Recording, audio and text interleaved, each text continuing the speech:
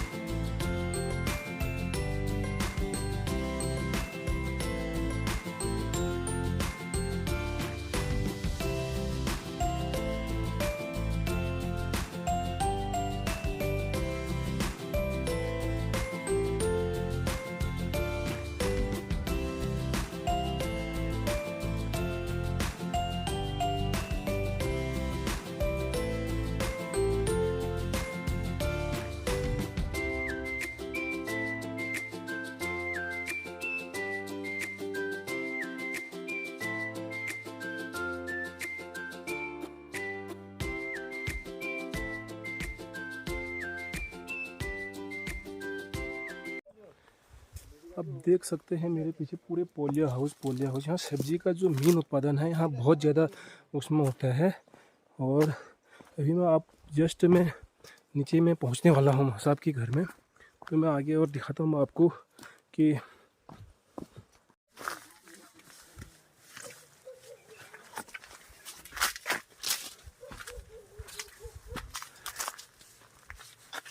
वाला कौन सा वैसा है? ये जो मैं दे रहा ना हूँ नीचे नीचे हैवार्ड हैवार्ड हैवार्ड और हैवार्ड ये वाला ये एलिसन है, एलिसा। केवल इसमें डालते रहे।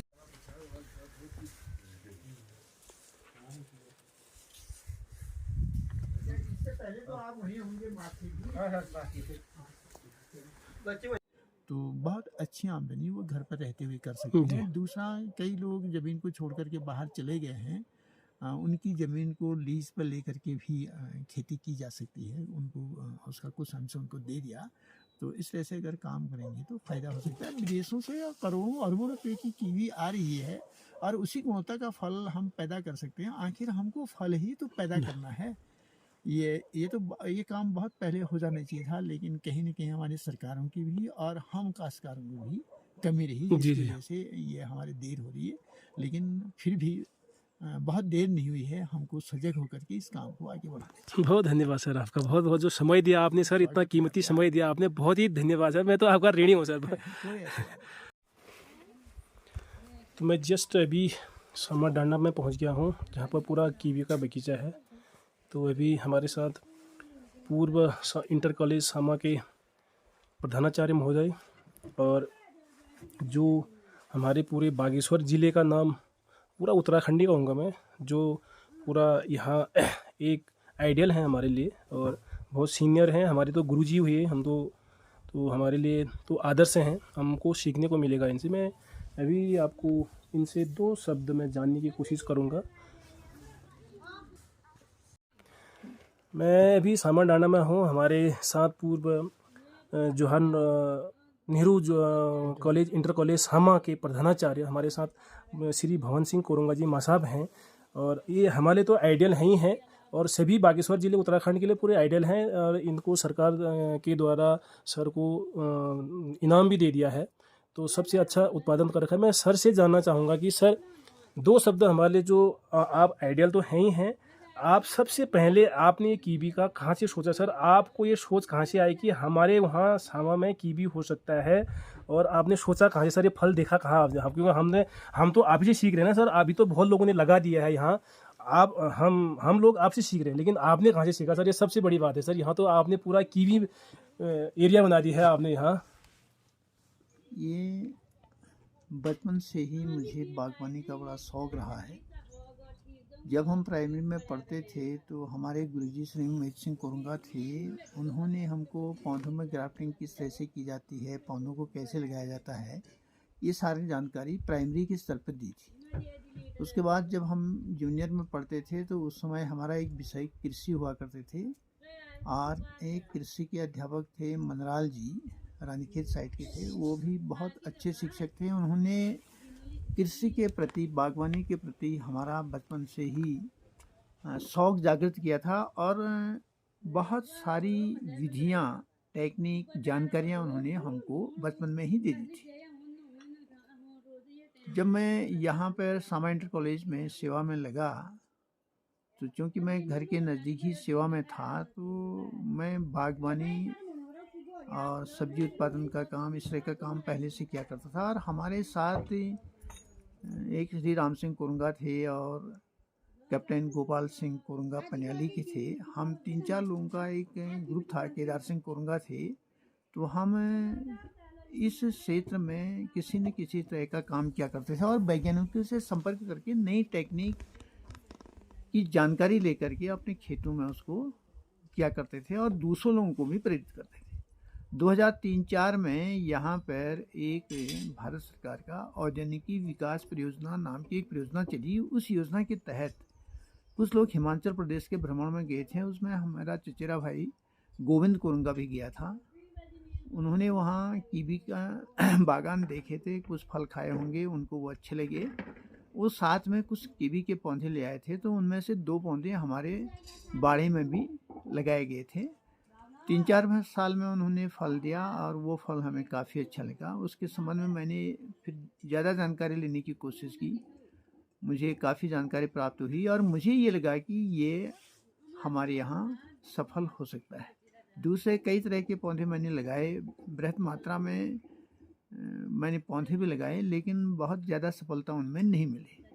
तो इन्हीं बातों से प्रेरित होकर के जो जब कुछ हिमाचल की स्थिति गोविंद ने हमें बताई थी और यहाँ आकर के जो फल का मिठास और फल की संख्या, गुणवत्ता, उनकी आकृति, उनके महत्व को जब मैं समझा, मैंने जानकारी ली, तो मैंने निश्चय किया कि हमें कीवी की बागवानी करनी चाहिए। तो 2008 में मैंने 100 पौधे उद्यान विभाग के माध्यम से कीवी के मंगाए थे, जिसमें से 50 पौधे मैंने स्वयं लगाए और 50 पौधे दूसरे लोगों को दिए थे। दूसरे लोग तो ज़्यादा सफल नहीं हो पाए, सिर्फ इसमें एक हरीश कुरुंगा लीती में है जो इसमें सफल हुए। बाकी मुझे इन पौधों के जीवित रखने में सफलता मिल गई। धीरे धीरे मैं हर साल पौधों की संख्या बढ़ाता रहा और लगभग 13-14 सालों तक मैं हर साल कीवी के पौधे लगाता रहा। लेकिन शुरू के वर्षों में कीवी के पौधे प्राप्त करने में भी कठिनाई होती थी और उसके संबंध में बहुत जानकारी यहाँ पे न तो विभाग के अधिकारियों को थी, न वैज्ञानिकों को इसके बारे में ज़्यादा जानकारी नहीं थी। केवल यहाँ पर एक कृषि विज्ञान केंद्र काफेगेर के वैज्ञानिक श्री डॉक्टर कमल पांडे जी ऐसे वैज्ञानिक थे जिनको यहाँ पर नज़दीकी क्षेत्र में कीवी उत्पादन के संबंध में जानकारी थी। उन्होंने जागेश्वर में कीवी का बगीचा भी लगाया था, उन्होंने जानकारी प्राप्त की होगी, तो उनको काफ़ी अनुभव था, लेकिन उनको भी पूरी जानकारी नहीं थी। मैं इसकी जानकारी प्राप्त करने के लिए पन्नगर विश्वविद्यालय के वैज्ञानिकों से मिला, कृषि विज्ञान केंद्र के वैज्ञानिकों, अन्य वैज्ञानिकों से मैंने संपर्क किया। दूसरे संस्थानों के वैज्ञानिक जैसे NBPGR भौली जो ICR का एक संस्थान है, वहाँ के वैज्ञानिकों से संपर्क किया, तो काफ़ी जानकारी उन लोगों से प्राप्त हुई, मगर पूर्ण जानकारी प्राप्त नहीं हुई। यहाँ पर 2013-14 से एक ग्राम्या नाम से एक प्रोजेक्ट जला विकेंद्रीकृत जलागम विकास परियोजना का एक प्रोजेक्ट जो ग्राम्य के नाम से जाना जाता है, वो शुरू हुआ। वो हमारे क्षेत्र में भी वो परियोजना लागू थी। तो मैंने उनके जो जिला स्तर के अधिकारी थे, डिप्टी प्रोजेक्ट मैनेजर, तो उनसे संपर्क किया, उनको समस्या बताई, तो उन्होंने अपनी ओर से हिमाचल का प्रोग्राम काश्तकारों का एक स्वीकृत कर लिया, जिसमें 54 काश्तकार हम हिमाचल गए और वहाँ पर जा कर के हमने कई बगीचों का भ्रमण किया। फिर दूसरी बार हमने प्रशिक्षण के लिए उनसे निवेदन किया, तो डॉक्टर YS परमार यूनिवर्सिटी नौनी सोलन हिमाचल में एक ट्रेनिंग का प्रोग्राम उन्होंने हमारा रखवा दिया। वो विश्वविद्यालय कीवी के संबंध में काफ़ी काम करता है, उसने काम किया है, प्रशिक्षण भी देता है, किसानों को हर तरह से मार्गदर्शन करता है। और ये कीवी का व्यवसायीकरण का काम उस विश्वविद्यालय ने ही करवाया था। तो वहाँ पर 3 दिन का हम लोगों का प्रोग्राम प्रशिक्षण का था, जिसमें 15-16 काश्तकार हम यहाँ से गए हुए थे। तो क्योंकि हम काम तो पहले से कर ही रहे थे, लेकिन हम गुणवत्तापूर्ण फल को तैयार नहीं कर पाते थे। तो जब हमको वहाँ से काफ़ी अधिक जानकारी प्राप्त हुई, तो उसके बाद हमें यहाँ आकर के उस काम को करने में दिक्कत नहीं आई और काफ़ी अच्छे साइज़ का फल, जिसकी कि मार्केट में काफ़ी डिमांड रहती है, उसको तैयार करने में आज के दिन हम सक्षम हैं। और वहाँ के वैज्ञानिकों के संपर्क में हम सदा बने हुए रहते हैं, ताकि हमारी कोई भी समस्या अगर कभी आती है तो उनका समाधान हो सके, ये हमारा हमेशा प्रयास रहता है। इसके बाद हमको ये लगा कि कीवी का फल हम तैयार कर रहे हैं, मार्केट में बेचते भी हैं, लेकिन कुछ फल हमारे पास बचा हुआ रहता है, उसका अगर प्रसंस्करण किया जाए, उसके बायो प्रोडक्ट बनाया जाए, तो उससे हमको और फ़ायदा हो जाएगा। इसलिए फ़ायदा हो जाएगा कि एक नया रोज़गार का सृजन हो जाता है, स्थानीय काश्तकारों को रोज़गार के और अवसर मिल जाते हैं। तो इस तरह से ये बात हमने जब ग्राम्य के परियोजना निदेशक महोदय के सामने रखी, तो शहर से उन्होंने हिमाचल में पुनः प्रशिक्षण के लिए 15 काश्तकारों का एक दल वहाँ भेजा, जिसमें मैं भी था। हम लोगों ने वहाँ पर प्रशिक्षण प्राप्त किया और वहाँ से लौटने के बाद फिर हमने ये प्रोसेसिंग का काम यहाँ पर स्टार्ट किया। तो आज कीवी के फल की बिक्री के अलावा हम यहाँ पर कीवी के फल से विभिन्न किस्म के उत्पाद, जैसे कीवी का जूस हो गया, कीवी का शुगर फ्री जूस हो गया, कीवी के कैंडी और कीवी का अचार, कीवी का जैम, कीवी की चटनी इत्यादि भी हम बना रहे हैं, जिसकी मार्केट में मांग बढ़ते जा रही है, काफ़ी अधिक मांग रहती है। और ये कारोबार धीरे धीरे बढ़ते हुए जा रहा है। और सबसे बड़ी बात यह है कि स्टार्टिंग में इस काम को करने में बड़ी कठिनाइयाँ सी महसूस हो रही थी, मार्केट नहीं मिलती थी। आज मार्केट की कोई समस्या नहीं है। कम मात्रा में अगर ये फल हम पैदा करते हैं तो उस स्थिति में फल की बिक्री में दिक्कत हो सकती है, लेकिन अगर हम काफ़ी मात्रा में फल को पैदा करते हैं, अगर हमारे पास 20, 25, 30, 40, 50 कुंटल फल है तो दिक्कत नहीं है, क्योंकि बाहर के व्यापारियों को कम से कम 25-30 कुंटल इकट्ठा फल चाहिए। और ये हम अब बाहर भी विपणन करने लगे हैं। जैसे पिछले साल हमारे पास दिल्ली आज़ादपुर मंडी के व्यापारी आए थे, 1 ट्रक की भी वो ले गए। दूसरे लखनऊ के व्यापारी आए थे, वो भी ले गए। और इस साल कई व्यापारी जिनकी मांग 20-25 कुंटल से लेकर के 500-600 कुंटल तक थी, वो हमारे संपर्क में थे। उन्होंने डिमांड की, लेकिन चूँकि उत्पादन इस साल ज़्यादा नहीं था, इसलिए हम बाहर के मंडियों में बाहर के व्यापारियों को फल नहीं दे पाए। आज हम व्यक्तिगत तौर पर किसानों को या जो कर्मचारी हैं, जिसमें से मुख्य रूप से स्वास्थ्य विभाग के कर्मचारी हैं या दूसरे विभागों के कर्मचारी हैं, वो फल को ले जाते हैं। वो 5 या 10 किलो की पैकिंग में फल मांगते हैं, हम उनको फल देते हैं। और हल्द्वानी की मंडी में भी 2-3 सालों से हमारा फल बिक रहा है। वहाँ फल जब हम बेचते हैं तो 3 किलो की ट्रे कैरेट होती है, उसमें हम फलों को भेजते हैं। वहाँ पे फल हमारा 400-500 रुपये कैरेट से लेकर के 910 रुपया कैरेट तक बिकता है, जिसको हम ये कह सकते हैं 150 रुपये से लेकर के 300 रुपया किलो के हिसाब से बिकता है। जैसे मार्केट की स्थिति हुई उसके अनुसार कीमत कम ज़्यादा होती रहती है। और दूसरे काश्तकार भी प्रेरित होकर के काफ़ी अब इसकी खेती करने लगे हैं। तो सर अभी आपके पास वर्तमान में टोटल कितने पेड़ हैं सर आपके पास? लगभग हमारे पास 600 पौधे हैं। 600 पौधे फलदार? हाँ, नहीं, जिसमें से लगभग 450 पौधे फल दे रहे हैं।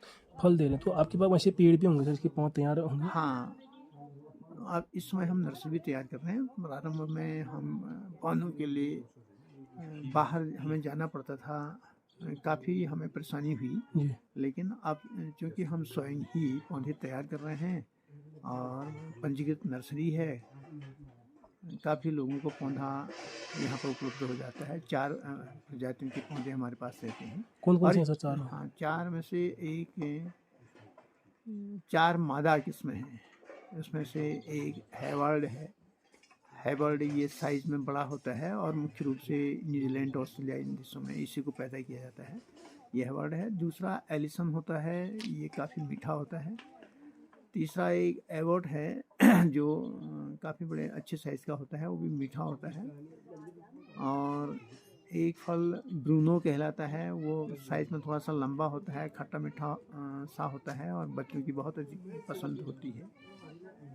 एक मोंटी होता है, ये भी मीठा फल है, काफ़ी बड़े साइज़ का होता है, अच्छा उत्पादन होता है। तो ये 4-5 वैरायटियाँ हमारे पास मादा की हैं और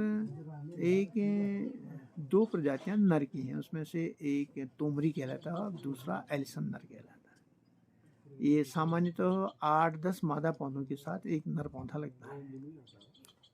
तो सर अभी पूरे आपकी 1 साल की कीवी से अर्निंग कितनी होती है सर?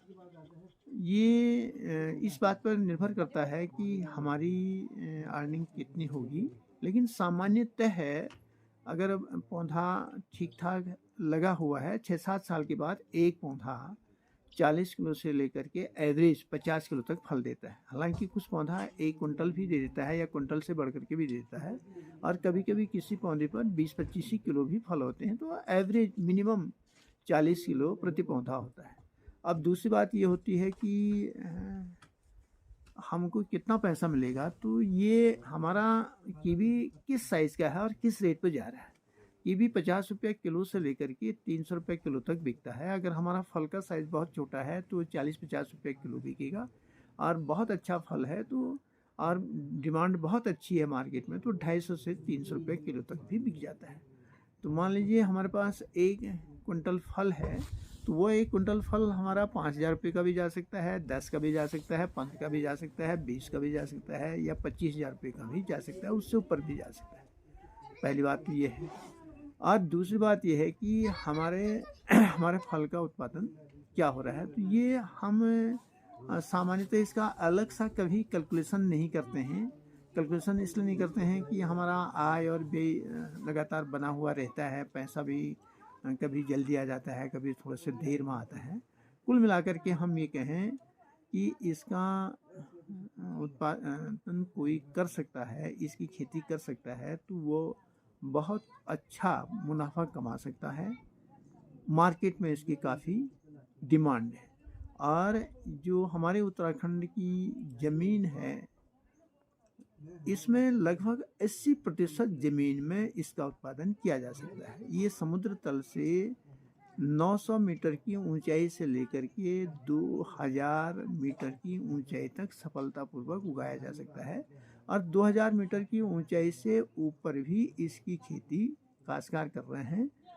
जो ठीगी फसल हो रही है उसमें सिर्फ उसमें एक विशेष प्रजाति का उत्पादन ज़्यादा होता है, जिसको हैवार्ड कहते हैं, बहुत अधिक ऊंचाई में।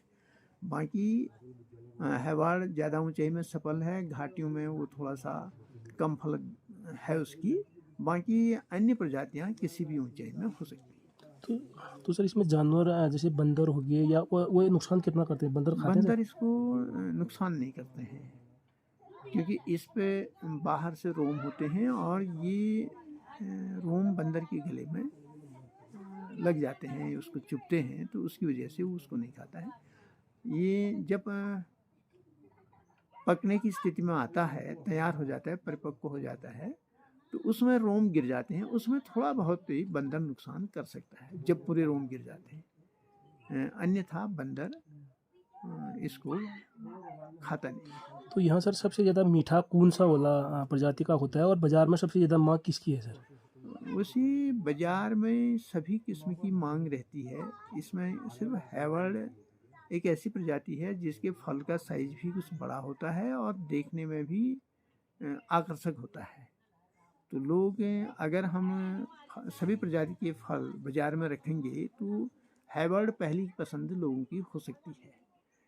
वो खाने में खट्टा मीठा होता है, जो लोग खट्टा मीठा पसंद करते हैं वो हैवर्ड को काफ़ी अच्छा मानते हैं, और जो मीठा पसंद करते हैं उनके लिए एलिसन सबसे अच्छा है। बाकी खट्टे मीठे में एक जो ब्रूनो है वो भी कुछ खट्टा मीठा होता है, और बच्चों की बहुत अधिक पसंद है ब्रूनो। बाकी अन्य प्रजातियाँ जैसे मोंटी होगी, एलिसन हो गया या एवर्ट हो गया, ये खट्टे कम होते हैं, मीठे ज़्यादा होते हैं। तो ये इस बात पर निर्भर करता है कि आदमी किस तरह का टेस्ट, किस तरह का मिठास या किस तरह का खटास उसको अच्छा लगता है। इसलिए सामान्यतः हम अगर कोई 5 किलो 10 किलो घर के लिए मांगता है तो सभी प्रजातियों को मिक्स करके देते हैं, ताकि हर तरह का टेस्ट उनको मिल जाए। सर जैसे कि मुझे याद आ रहा है कि आज कि एक बार उद्यान विभाग में आपने सूचना के अधिकार में मांगा था कि ये नर और मादा वो पहचान नहीं पाए थे, तो आपने उन पे वो क्या, तो आप केस जीत गए थे वो सूचना आयोग में। सर वो क्या कहानी थी सर? उसमें बड़ा इंटरेस्टेड है सर ये मामला। वो ऐसा था, जब मैंने सबसे पहले पौधा मंगाया था तो उस समय मुझे उद्यान विभाग ने सारे पौधे इकट्ठे करके दे दिए थे, नर और मादा, जबकि नर और मादा की अलग पहचान होनी चाहिए, और सामान्यतः 5 से लेकर के या 4 से लेकर के 9 मादा के साथ एक नर होना चाहिए था। उद्यान विभाग पंतनगर विश्वविद्यालय का शोध केंद्र चौबटिया रानीखेत में था, वहाँ से पौधा लाया और पौधे या तो पौधे देते समय तो मेरे ख्याल से ऐसी गलती नहीं होनी चाहिए, पौधा लाने वालों ने वो सारे पौधे मिक्स कर दिए और हमें दे दिए। मुझे थोड़ा सा ये ख्याल था कि शायद इसमें नर मादा अलग होते हैं, तो मैंने उद्यान विभाग के लोगों से पूछा कि भाई ये पौधे नर हैं मादा हैं, इनमें कोई पहचान नहीं है। तो उन्होंने मुझको ये कह दिया था कि आप लगा लीजिए, उससे कोई फ़र्क नहीं पड़ता है, सब एक जैसे हैं। लेकिन बाद में जब मुझे जानकारी प्राप्त हुई तो मैंने उनसे कहा कि आप ये बताइए कि इसमें कितने नर थे कितने मादा थे, कौन नर था कौन मादा था।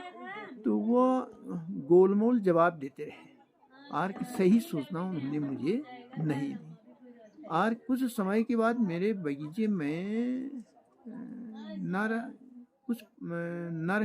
पौधे एक स्थान पर मिल गए, कहीं पर मादा ही मादा पौधे थे। तो ऐसी स्थिति में बगीचे में फल पर बहुत बुरा प्रभाव पड़ सकता था, क्योंकि नर तो फल देता नहीं और हर मादा के नज़दीक में नर चाहिए, तो बगीचा खराब हो गया था। सूचना देने में इन्होंने मुझे गुमराह किया। जी जी। जैसे जैसे मैं आगे बढ़ता रहा ये मुझे गुमराह करते गए, तो मामला सूचना आयोग तक गया। सूचना आयोग ने उद्यान विभाग में जो डीएचओ थे उस समय के, उन पे जुर्माना और क्षतिपूर्ति का आदेश कर दिया, जिसके अगेंस्ट, और इतना ही नहीं किया, उनके विरुद्ध प्रतिकूल प्रविष्टि करने के लिए भी विभाग को लिख दिया था। अब बाद में वो फिर हाई कोर्ट चले गए थे और हाई कोर्ट से वो बरी हो गए थे कि किसी तकनीकी कारणों से वो उसको जीत गए थे। लेकिन तब से वहाँ के अधिकारी कोई इस तरह की भूल नहीं करते हैं, न तो मेरे साथ करते हैं न दूसरों के साथ करते हैं। तो वो कर्मचारियों की वास्तव में बहुत बड़ी भूल थी, और ऐसी भूल अगर हमसे या किसी भी दूसरे उस व्यक्ति से जो पौधों का वितरण करता है या पौधा बेचता है वो होगी, तो काश्तकारों को बहुत बड़ा नुकसान हो सकता है। तो बहुत बहुत सर धन्यवाद सर, आपने हमको जानकारी दी। और हमारे लिए तो मैं तो कहूँ इस क्षेत्र के लिए आप हमारे लिए एक आइडियल हैं सर। और इसके साथ साथ आप जैसे प्रधानाचार्य जो ये सामा में इंटर कॉलेज में आप पढ़ना चाह रहे थे, और आपकी मैम जो है वो प्रधानाचार्य रहे थे, उसके साथ साथ इतना बड़ा जो कारोबार आपने कर रखा है सर, ये तो मैं तो सलाम करता हूँ सर आपको। और बहुत सोचनीय विषय है कि आजकल के जो नए युवा हैं, जो नई पीढ़ी के जो हैं, उनको सर मैं ये वीडियो से सीख मिलनी चाहिए। क्योंकि देखो आजकल क्या कहते हैं, बंदर खा रहे हैं या ये कर रहे हैं या सो कर रहे हैं, जो बहाना बनाते हैं सर। मैं तो कहता हूँ कि एक आइडियल है, और हमारे क्षेत्र में कहीं पर भी कोई पेड़ की जानकारी नहीं है तो आपसे पूछ सकते हैं सर। बहुत बहुत धन्यवाद सर आपका। और जैसा इसके बाद सर पेड़ की भी एक थोड़ा जानकारी देंगे सर, कटिंग का मैं बैक कैमरा करके अभी मैं उधर बगीचे में भी आपको ले जाऊंगा सर 2 मिनट के लिए, और वहाँ पर वो जरा कटिंग का बता देंगे सर आप। जी।